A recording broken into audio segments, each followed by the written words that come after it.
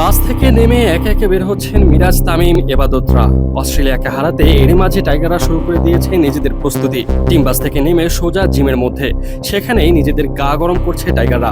অনুশীলনের মাঝে বেশ ক্লান্ত লাগছিল মুশফিককে, অবশ্য পুরো দলেরই লাগার কথা, কেননা দীর্ঘ 14 ঘন্টার জার্নির ধকল সামলে এক রাত ঘুমিয়েই শুরু হয়ে গিয়েছে টাইগারদের প্রস্তুতি। তারপরেও সবাই কঠোর পরিশ্রম করছে, কেউ ফ্রি হ্যান্ডে এক্সারসাইজ করছে তো কেউ ভারী বস্তু উত্তোলন করছে।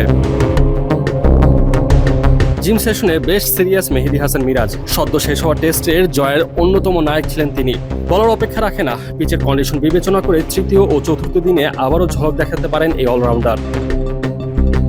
এদিকে বেশ উজ্জীবিত ছিলেন শরীফুল ইসলাম। টানা অনেকক্ষণ বল নিয়ে করেছেন অনুশীলন। দ্বিতীয় টেস্টের একাদশে শরীফুলকে দেখতে পাওয়া যাবে কিনা তা খুব শীঘ্রই জানা যাবে। তাইজুলও নিজেকে ঝালিয়ে নিচ্ছেন জিমের মধ্যে। আগের ম্যাচে একাদশে না থাকলেও দ্বিতীয় ম্যাচের একাদশে দেখতে পাওয়ার সম্ভাবনা আছে তাইজুলের, কেননা টাইগারদের খেলা যে মাঠে হবে সেই মাঠের অতীত ঘাটলে দেখা যায় সময়ের সাথে সাথে এই পিচ স্পিনারদের জন্য আরও সহজলভ্য হয়ে উঠবে এবং স্পিনাররাই বেশি উইকেট তুলবে। সেই বিবেচনা করে অস্ট্রেলিয়াকে চাপে ফেলতে তাইজুল হতে পারেন বড় চমক। এদিকে আয়নার সামনে দাঁড়িয়ে অনুশীলন করতে দেখা যায় নাজমুল হোসেন শান্তকে। শান্তর নেতৃত্বে বাংলাদেশ এগিয়ে যাচ্ছে বহুদূর। আগের শান্ত আর বর্তমান শান্ত, এই দুজনকে মেলানো বেশ কঠিন।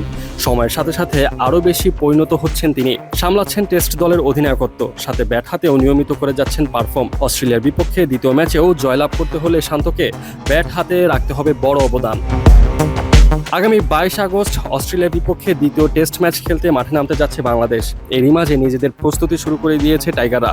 চলবে ম্যাচের আগের দিন পর্যন্ত। বলার অপেক্ষা রাখে না, আগের চেয়ে একটু হলেও নির্ভর আছে বাংলাদেশ দল। হারলে সিরিজ হারের ভয় নেই, আর যদি টাইগাররা জিতে যায় তাহলে হয়ে যাবে ঐতিহাসিক সিরিজ জয়।